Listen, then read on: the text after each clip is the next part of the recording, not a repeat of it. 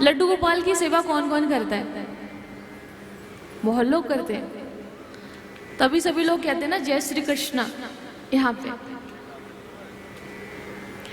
जब आप लोग ऐसा बोलते हो तो मुझे लगता ही नहीं है कि मैं वृंदावन में नहीं हूं।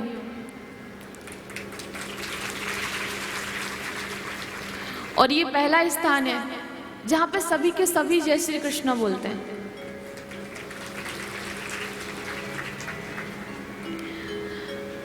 रोज भगवान को नहलाते होंगे ना आप लोग, है ना?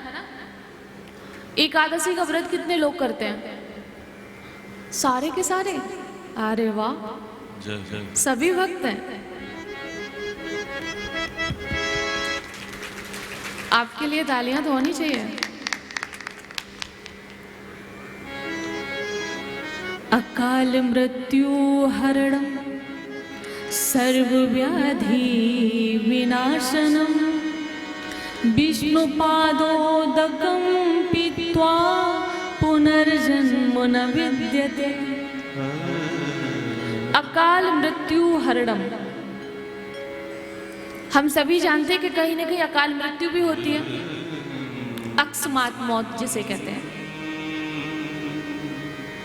तो शास्त्रों का कहना है कि जो लड्डू गोपाल को, कृष्ण भगवान को, लड्डू गोपाल को बात एक ही है, चाहे उनकी बड़ी प्रतिमा हो या छोटी हो, भगवान तो भगवान ही होते हैं।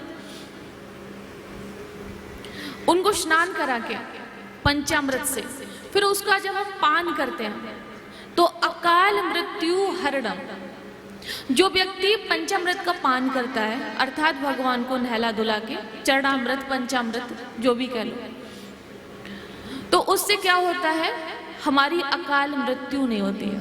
अकाल मृत्यु हरणम सर्व व्याधि विनाशनम। आदि व्याधि होती है ना, जो ग्रह नक्षत्र आदि सताते हैं, वो नहीं सताते। और उस व्यक्ति का दोबारा इस संसार में जन्म भी नहीं होता है। विष्णु पादोदकम पीत्वा पुनर्जन्म न विद्यते। उसका दोबारा जन्म भी नहीं होता है। तो सभी लोग अगर ये सेवा करते हैं तो बहुत अच्छी बात है। एक नियम और बताता है, आहारे जायते व्याधि गर्भ दुष्टाश्च मैथुने निद्रायाम हरते लक्ष्मी स्वाध्याये मरणम ध्रुवम। जैसे आप अपने बच्चों को कोचिंग वगैरह भेजते होंगे या घर पे कोचिंग दे रहे होंगे, पढ़ाते होंगे, तो एक समय होता है ना जिस समय हम भगवान का ध्यान करते, सायकाल का समय जो होता है, जिस समय सूर्यास्त हो रहा है या अस्त हो चुका है लेकिन प्रकाश फिर भी थोड़ा थोड़ा है। अस्त तो हो गए हैं लेकिन फिर भी थोड़ा थोड़ा प्रकाश है। उस समय हिरण्यकशिपु का वध हुआ था, आप सभी लोग जानते हो। जब हम भगवान का दीपक जलाने के लिए चलते हैं तो वो समय कुछ देर के लिए टाल दो। हमारे धर्मशास्त्र कहते हैं अगर उस समय आप भोजन करते हो तो घर में बीमारी आएगी। गर्भ दुष्टाश्च मैथुने, इस लाइन का अर्थ नहीं करेंगे। अगर आप पंडित जी से जुड़े हो तो पंडित जी से पूछ लेना बाद में, क्योंकि मैं करूंगी नहीं। लेकिन अगर आप समझेंगे तो थोड़ा सा इशारा कर सकते हैं। हिरण्यकशिपु अपनी माँ के गर्भ में इसी समय आया था। तो ये जो समय होता है ना, भगवान का भजन का होता है, विषयों के सेवन का नहीं होता है। आगे आप लोग समझदार हैं।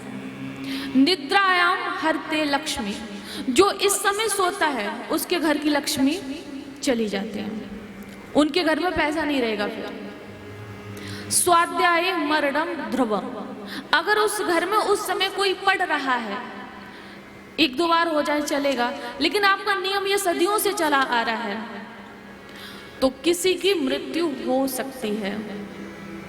ऐसा धर्मशास्त्र कहते हैं, तो मैंने बता दिया आपको। तो हमेशा वो टाइम थोड़ा बचा के चलो, क्योंकि वो टाइम होता है भजन का।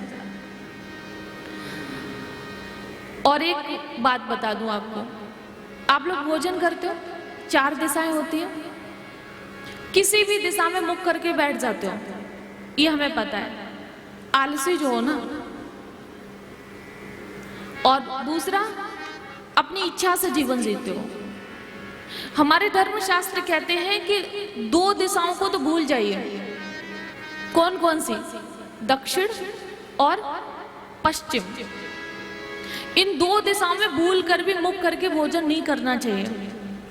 या तो उत्तर हो मुंह आपका, या फिर पूरब की तरफ होना चाहिए, पूर्व दिशा। अगर आप दक्षिण और पश्चिम की दिशा में मुख करके भोजन करते हैं, बीमारी बढ़ेगी, परेशानी बढ़ेंगी, पैसा भी घटेगा, परेशान रहेंगे, चिंतित रहेंगे। चौथा भी है, वो बताना नहीं चाहते हैं। तो बहुत कुछ हो सकता है। तो 2 दिशाओं का चुनाव कर लो, या तो पूर्व या फिर उत्तर दिशा। जब भी भोजन करें तो इन 2 दिशाओं की तरफ। और सोने का भी यही नियम है। आप सोते हो ना, तो किसी भी दिशा में आपके पैर होते हैं। आपका ढंगी, मतलब आज के समय में आपकी बात नहीं कर रही हूं, आपका मतलब जो लोग ये सुन रहे हैं या जो लोग ऐसा कर रहे हैं, कहीं पैर है तो कहीं हाथ है। अगर वो थोड़ा अलग कर दिया होता ना, तो कहां कहीं आप पैक करके रख देते, ये भी कर सकते थे। तो आपको सिर्फ पता है कि दक्षिण दिशा की तरफ पैर नहीं होना चाहिए, आप सिर्फ इतना जानते हो। पश्चिम की ओर भी पैर नहीं करते हैं, पश्चिम की ओर भी पैर नहीं करते। तो थोड़ा सा ये ज्ञान रखिए, दक्षिण दिशा छोड़ो तो पश्चिम भी छोड़ दो। 2 दिशाएं आपके लिए शुभ हैं, पूर्व और उत्तर। ठीक है।